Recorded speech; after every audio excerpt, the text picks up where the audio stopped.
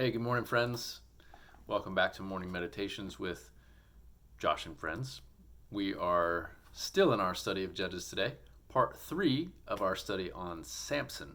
And if you remember from yesterday, Samson is starting to show his true colors after the incident at his wedding to the woman at Timnah, who is a Philistine woman, and how he basically just deserts her after he finds out that she gave the answer to a riddle that he posed to 30 dudes who were at the wedding, presumably Philistines, and they kind of back her into a corner to say, hey, you better give us the answer to this riddle, because if you don't, then we got to pay him like garments and stuff, and we don't have enough money to do that. We're going to go bankrupt, so you better tell us what the answer is. You better find out, or we're going to burn your father's house down. We're going to burn your house down with it. How's that sound? So she freaks out, and she's like, oh, you better tell me the answer. And he gets annoyed, and she just keeps pestering and pestering and pestering. Finally, he tells her the answer. She tells the 30 men the answer. The 30 men tell him the answer. Right away, he knows something's bogus. And so he's, oh, okay, good. You want to play dirty like that? I got you. So he goes to the neighboring town to Ashkelon, slays 30 dudes, robs them, takes their money, takes their clothes, and he gives them to these men at the wedding. And then he basically just ditches his wife. He's like, yeah, I don't know. Forget it. Just forget all this. I'm out. And he leaves. Chapter 15 picks up with Samson returning to Timnah sometime later in the time of the wheat harvest. So it's harvest time. All of the things are blooming, and it's coming time to bring in the harvest that's going to feed the village of Timnah for quite some time. That's important to remember because something crazy happens next. All right, so he shows up. He goes to his father-in-law's house, and he says, hey, Pops, I'm here to see my lady. Yeah, I want to see her. I want to go to her room. And he's like, are you mad? What are you talking about, man? Like, clearly you left her, right? Like that was clear to anybody who was there that day. You just left her here. So, I gave her to your best man, actually. That's her husband now. So I don't know what to tell you. And he's like, oh, really? Samson says, is that how you're going to play me? Okay, well, I got something for you. And the dad says, whoa, easy, big man. Hold on a minute. She's got a younger sister, and boy, is she pretty. Why don't you check her out? Yeah, she's a beautiful lady. How about her? Why don't you take her for your wife? And Samson says, yeah, I got one better. How about this? So he goes and he wrangles up 300 foxes, and he ties them together 2 by 2, and he puts a burning torch in between their tails, and he just sets them loose, running off into all the crops, right? He goes, the foxes they're just making their way through the vineyards and all the grain and the olive groves, and they're setting everything on fire. And the Philistines, they are livid. Oh my gosh, livid. These crops were supposed to sustain them for however long, and now all these crops are destroyed. And they're saying, who has done this? And then some of them get smart, and they're like, Samson, the son-in-law of the Timnite, because he, the dad-in-law, the father-in-law, has taken Samson's wife and given her to Samson's companion. Oh, snap. Right. So the Philistines came up to the father-in-law's house and burnt it down. They burnt it down because if it wasn't for that guy doing what he did, then their village wouldn't have been burned down and lost all their crops. So, not only that, but tragically, I guess what we're led to believe is that Samson's wife also burned in the whole melee. So Samson is even more enraged, right? First you give my wife away, then you people burn down my father-in-law's house with my wife in it? You're dead. You're dead, right? So he freaks out and he just slaughters everybody. Slaughters them all, and then he leaves and he goes to this place called Edom. It's like a cleft of a rock. So he goes and he's kind of just hiding out in this place called Edom.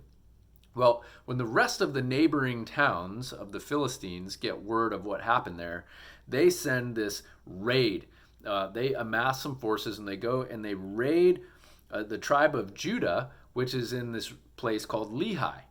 And the Judites there, they're like, hey, what is this? What is this unprovoked madness? What are you doing? Why have you done this? We haven't done anything to you. And they're like, hey, quiet down, you. We're not here for you. We're here for Samson. Yeah, that big guy. He's causing all kinds of craziness, and we want his head on a stick. So you better go get him for us, or there's going to be trouble. So the Judites, the men of Judah, they're like, oh man, these guys mean business, right? And they've been suppressing us for the last 40 years, so we better play ball. So they take 3,000 of their warriors, and they go into Edom, to this cleft of the rock, and they find Samson there. And they approach him. Hey, Mr. Samson, sir, we're here to collect you and basically arrest you and like extradite you back to the Philistines. Evidently, they're pretty angry that you keep killing a lot of them, and they want you. And Samson is like, yeah, okay, well, you're my boys, so I'm not going to mess with you, but I'll go with you under this one condition. You promise not to mess with me, and I will go with you. And they're like, okay, well, we promise we're not going to mess with you, but we do have to bind you up to show that, you know, we're like arresting you and stuff. So is that cool? And he's like, yeah, that's cool. So they bind his wrist with 2 brand new ropes. Why is that important? 1, because they're stronger than old ropes. And 2, he's basically absolving the rest of the Israelites, in this case the tribe of Judah, so that the Philistines, when they see that they're handing him over, they don't have any sort of retaliation towards the rest of the Israelites. And this is important because this is kind of the first time in the story of Samson that we see that there's a larger story of Israel here going on, and it's not just exclusively about Samson or Samson and Delilah and whatever. There's a whole nation at play here, and that's Israel. All right, so the Judites, they take Samson, they bind his wrists, and they're coming back down to Lehi, and they see Samson coming, and they're like, oh boy, yeah, you thought you could run, right? But guess what? You can't, and it caught up with you. And we're going to burn you down, man. We're going to burn you down, and we are going to And before they could even finish their sentence, he's like, snap. He breaks out of the strong ropes, and it says that it was like those strong ropes, they just became like wheat chaff. Like they just disintegrated right off his wrist because he's so strong.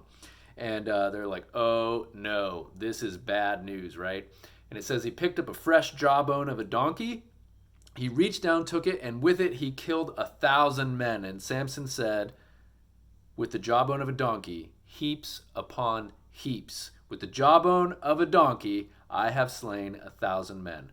Pause. All right, was it really a donkey, the jawbone of a donkey? Probably not. But in any event, he's touching a part of a dead body. Again, right? Something he's not supposed to do. It was probably a scythe or a sickle, which is a tool that farmers use to cut down wheat and crops and things when they bring it in for harvest.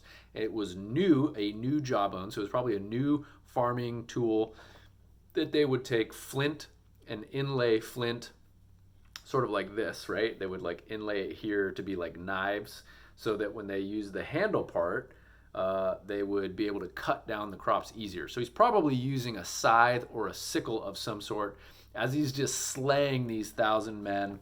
And then he's like gloating over it, right? I imagine he's like standing there and he's like, ha! With a jawbone of a donkey, you fools. You're no match for me. So he throws the jawbone down and he names it Ramoth Lehi. And by then he's very thirsty. He's super thirsty, and he called out to the Lord the first time ever. And he says, you have granted great victory by the hand of your servant. Am I now to die of thirst and fall into the hands of the uncircumcised, aka the Philistines? So God split open a hollow place, and water came from it. He drank, he was renewed, his spirit was revived. Therefore it was named En-Hakkore, which is at Lehi to this day. Which tells us that there's a narrator to this story to this day. And he judged Israel in the days of the Philistines 20 years. So this is like his victory to where he gets to control and reign over his people. And we learned that he's crying out to God. So he has some knowledge that God has empowered him. Probably mom and dad filled him in on the story of what happened with the messenger. And so now we see him taking control. And what's going to follow next? We already know that he's kind of shady. He's got a bad temper. He's pretty selfish, and he doesn't have very much regard for anybody else but himself, except he cares for the rest of his people. So we're going to see tomorrow what happens in chapter 16 when he meets Delilah.